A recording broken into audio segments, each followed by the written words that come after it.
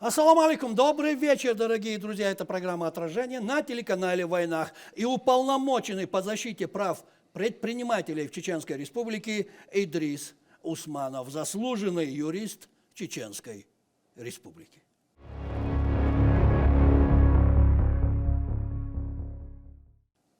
Машлоу. И переходя к нашему разговору, смотрите, Идрис, как вы знаете, 2026 год главой Чеченской Республики, героем России Рамзаном Ахматовичем Кадыровым объявлен годом горных районов и развития малого и среднего предпринимательства. Как эта инициатива отразится на развитии малого и среднего бизнеса в нашей республике? Ваше мнение как уполномоченного? Прошу. Ну, прежде всего, я должен сказать, что по-другому и быть не могло. Глава нашей республики Рамзан Ахматович Кадыров, как никто другой, понимает важность развития предпринимательства и вклад предпринимателей в формирование бюджета Чеченской Республики. В структуре бюджета Чеченской Республики, он считает, должно преобладать вклад бизнеса. И на последнем заседании по инвестиционной политике он четко, сказал, обозначил, нацелил нас всех, правительство, парламент, всех, руководителей муниципальных органов власти, что бизнесмен, предприниматель, мы должны его оберегать как вазу хрустальную и создавать ему все условия. Я буквально процитировал его слова. И в этой связи считаю совершенно справедливым объявление года 26-го годом малого среднего бизнеса и развития горных регионов, так как вообще по определению экономическое развитие предполагает в условиях рыночной экономики развитие бизнеса прежде всего. А в чем заключается особенность работы уполномоченных по защите прав предпринимателей? Хочу и этот вопрос вам задать. Каковы основные аспекты вашей деятельности уполномоченных?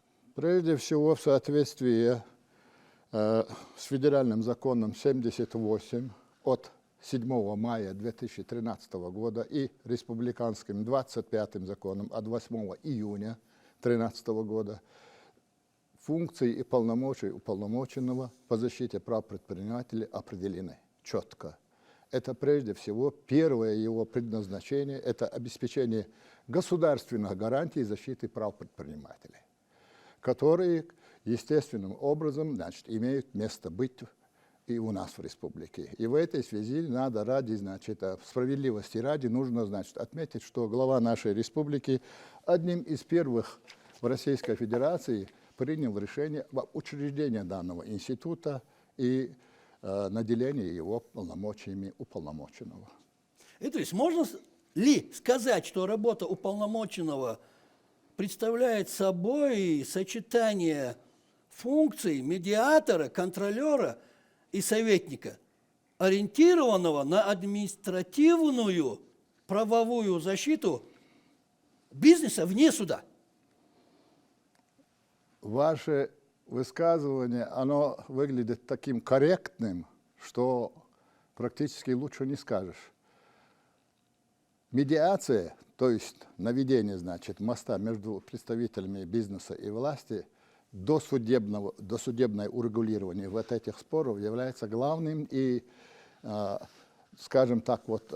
базовым принципом работы уполномоченного. Прежде всего, контрольных функций уполномоченного как таковых нет, хотя закон наделяет его полномочиями мониторинга действующей нормативно-правовой базы и внесения представления главе республики и парламенту, правительству Чеченской Республики об устранении нарушений прав бизнеса в конкретном нормативно-правовом акте. Вот такие полномочия имеются. И в этой связи они полноценно реализуются.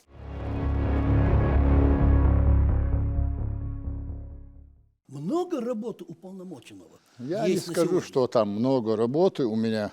Вообще у уполномоченного? Но я думаю, что не хочу выглядеть, нескромным. Я не могу сказать, что я там сильно обременен, этими полномочиями. Но в год, 150 до 200 обращений мы обрабатываем.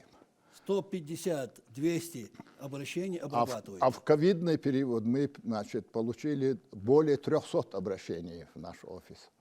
А с чем это было связано? Это В было ковиде, связано период? прежде всего с ограничениями возможностей передвижения, логистики, нарушение вообще, значит, всех принципов ведения бизнеса, потому что мы были все закрыты. И тут уполномоченный пригодился. Ну, и естественным образом он пригодился, и я думаю, что где-то, значит, более половины случаев мы с представителями министерств, ведомств, особенно, значит, это касалось Министерства внутренних дел, которое обеспечивало режим ковидной безопасности, и они шли навстречу нам. Ну, они ушли в эти прошлые тяжелые времена. Действительно были тяжелые времена, реально. А каким был 2025 год для уполномоченного? С какими проблемами чаще всего обращались предприниматели в этот год? Я Ушедший. хочу обратить внимание, значит, ваше и наших зрителей, особенно из числа предпринимателей. К нам обращаются люди, которые, на их взгляд, считают, что их, значит, права и возможности ограничиваются. Я должен сказать, что в ходе, значит, изучения этих ситуаций много ситуационных поводов, начиная от вопросов организации бизнеса как такового. Мы в чем оказываем ему методическую и практическую помощь в организации бизнеса, в вопросах получения и доступа к поддержке государственной предпринимательства. Я с вашего позволения, значит, зачитаю цифры Министерства экономики. Я должен сказать, что наше Министерство экономики уделяет очень серьезное внимание этому сектору экономики. И отраслевой департамент находится в постоянной связи с офисом уполномоченного.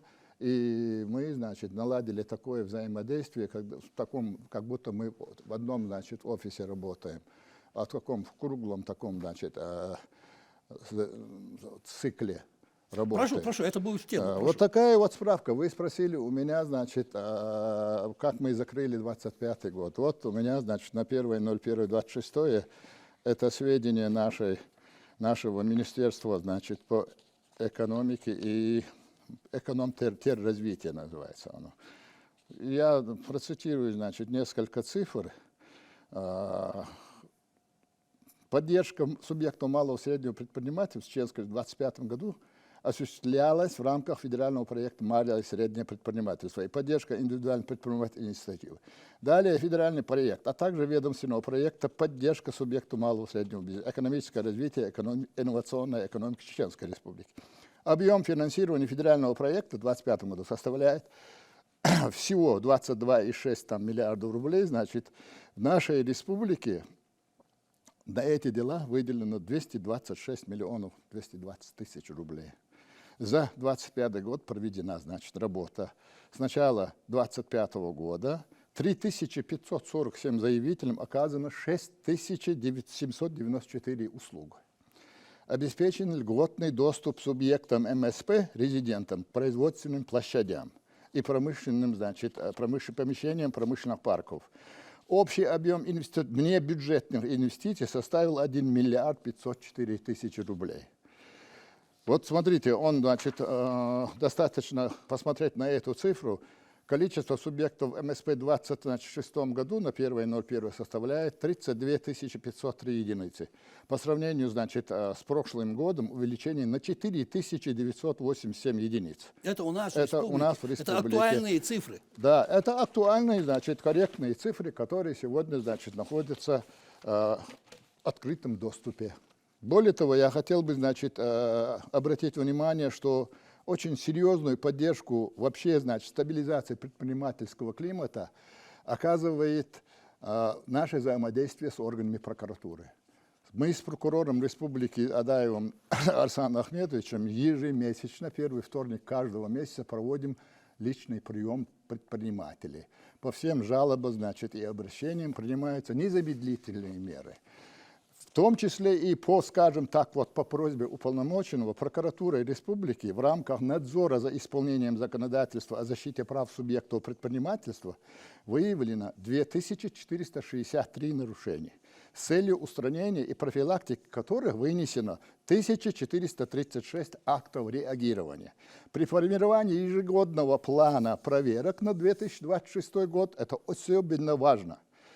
Из 1482 предложенных органами контроля плана проверок исключено 1133, то есть более 70% не допущено, значит, проверки предпринимателей. У вас это такое очень тесное важный показатель. взаимодействие с У нас, прокуратурой? да, такое, значит, Кстати говоря, у них скоро годовщина у прокуратуры будем Чеченской вместе Республики. отмечать. Надеемся. Я должен сказать, что реально, значит, абсолютно я лишен, скажем так, вот идеализировать ситуацию, значит, исключительно, скажем так, вне рамков нашего обсуждения. Реально прокуратура республики обращает очень серьезное внимание поддержке, защите предпринимателя.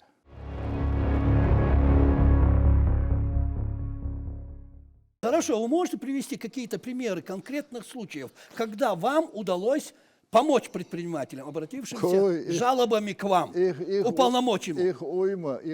Ну, таких самых-самых, У две, нас скажем. буквально, значит, недавно было обращение предпринимателя, который оказался в очень сложной жизненной ситуации в связи с тем, что получил микрозайм в фонде поддержки предпринимательства, и у него очень тяжелая ситуация была. Он просил пролонгировать, значит, этот договор. Я сразу связался, значит, с Шаптукаевым, заместителем председателя правительства. Автоматически мы решили, закрыли вопрос. И таких масса. Это наша работа, Ломайда. У нас сегодня, допустим, уполномоченный по итогам работы готовит доклад главе Чеченской Республики Рамзану Ахматовичу Кадырову, где излагается полный, значит, пакет наших предложений для улучшения предпринимательского климата и стабилизации предпринимательства вообще в целом. И мы предлагать будем в этом докладе, это предложение, значит, напрямую будет касаться вопросов оценки критериев работы руководителей наших, значит, муниципальных районов, министерств, ведомств, которые напрямую будут привязаны как коэффициент эффективности руководителя развития предпринимательства на данной территории. Каждый год вы составляете доклад, отчет и предоставляете главе Чеченской Республики. Да, это законом предусмотрено. Это законом предусмотрено. Да. Насколько важно развитие социального предпринимательства в нашем регионе? Какие аспекты, на ваш взгляд, требуют наиболее пристального внимания со стороны властей на сегодня? Социальное предпринимательство вообще в стране признано приоритетное вообще по федеральной целевой программе. Сегодня признано приоритетным. А в условиях, скажем, вот нашей республики, оно, значит, имеет очень важное значение с точки зрения, если рассматривать этот вопрос в контексте очень высоких показателей нашей демографии, очень высоких показателей развития экономики, социальной сферы сегодня, то развитие горных районов. И именно сегодня, значит, ставится вопрос о возрождении этих горных районов. Автоматически мы подразумеваем, что там будут жить люди, у которых будут семьи, и их надо трудоустраивать. Социальное предпринимательство в этом контексте очень приоритетно с точки зрения возрождения горных районов Чеченской Республики. И в целом, значит, социальное предпринимательство, оно работает конкретно на семью, как, скажем так, вот ячейку общества. И в этой связи, значит, развитие социального предпринимательства снизит нагрузку из республиканского бюджета. То есть малый и средний бизнес имеет огромную роль в развитии экономики Чеченской Республики. Я вас правильно понял? Не только. Это закон экономики, макроэкономики. В условиях рыночной экономики другой перспективы нет, альтернативы развитию предпринимательства еще никто не придумал. Богатых людей должно быть много. Только богатый может вкладывать. Только богатый. Вот от этого нужно идти, отталкиваться.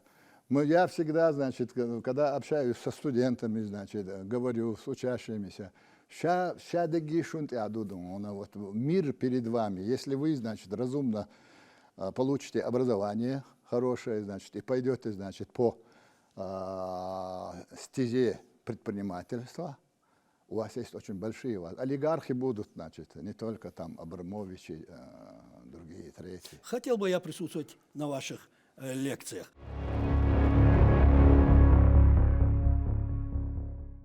Скажите мне, что изменится для малого среднего бизнеса в 2026 году? Какие важные аспекты должны знать наши предприниматели? И как изменится в 2026 году, в год развития малого и среднего предпринимательства в Чеченской Республике, работа уполномоченного?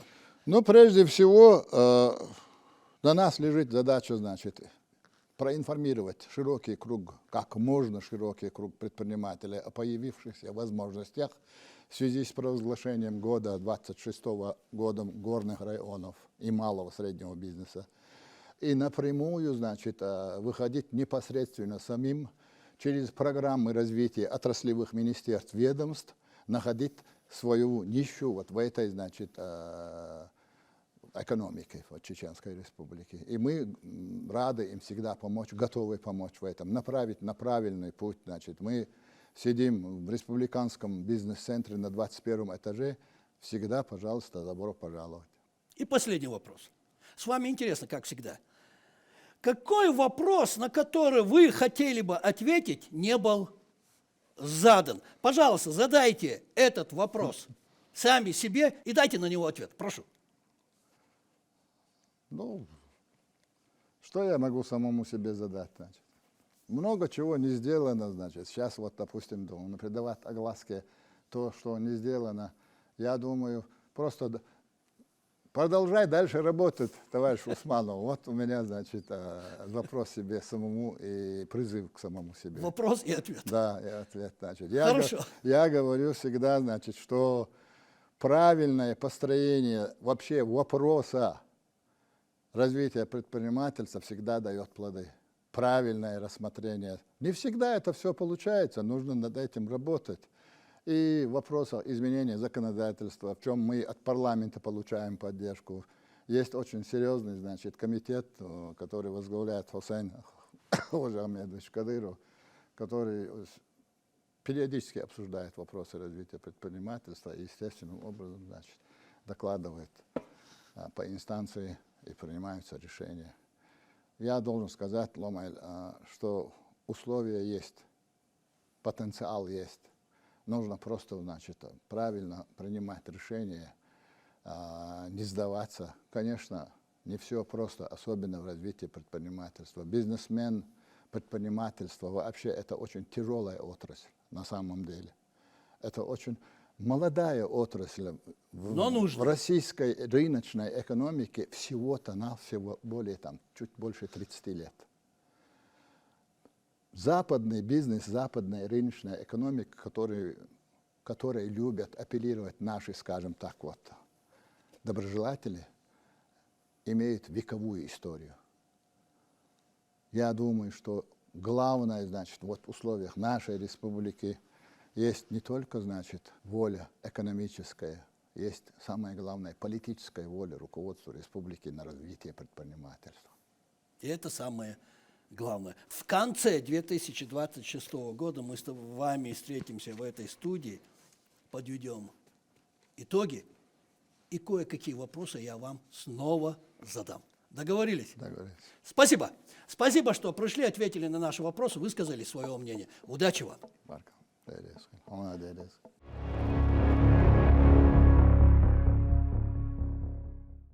А на сегодня это все, дорогие друзья. Это была программа «Отражение» на телеканале «Войнах». И уполномоченный по защите прав предпринимателей Чеченской Республики Идрис Усманов, заслуженный юрист Чеченской Республики. Вы сами все слышали.